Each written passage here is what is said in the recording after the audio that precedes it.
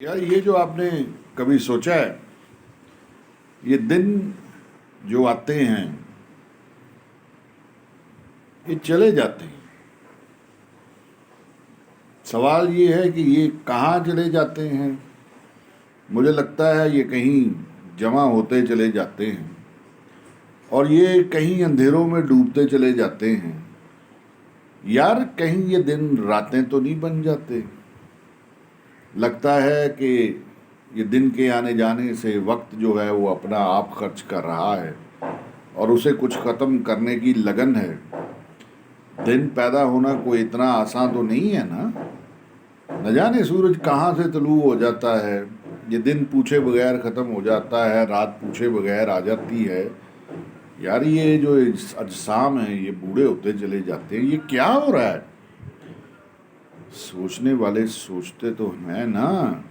बस ऐसे लगता है कि वक्त जो है वो पूरा हो रहा है। जिस दिन वक्त ख़त्म हो जाएगा तो क्या हो गई यार, क्या कोई नई सुबह पैदा होगी। अगर नई सुबह पैदा ना हुई तो सब कुछ रुक जाएगा, तो रोशनी नहीं होगी तो सब अंधेरा हो जाएगा, हर तरफ अंधेरा हो जाएगा, हर शय के अमल को ख़त्म कर दिया जाएगा, हर शय ज़र्रा ज़र्रा हो जाएगी, सब कुछ फना हो जाएगा। तो यार फिर इस ज़िंदगी का मकसद क्या होना चाहिए। मकसद ये है कि अपनी स्लेट को साफ़ रखें, सच्चे रहें, झूठ मत बोलें, काम सही करें। यार जिनकी स्लेटें साफ़ होंगी, जो सच्चे होंगे, वही तो फिर उस वक्त सजदे में गिरेंगे रब्बुल आलमीन के सामने। यार मुझे लगता है ज़िंदगी का मकसद रब को ढूंढना है, ईमानदारी से ज़िंदगी गुजारना है, सोसाइटी की तरफ कंट्रीब्यूशन करना है और उसके बदले में अर्निंग्स को कम रखना है।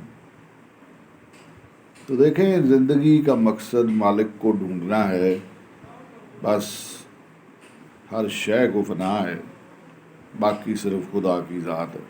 तो रहे नाम खुदा का, बाकी सब फानी।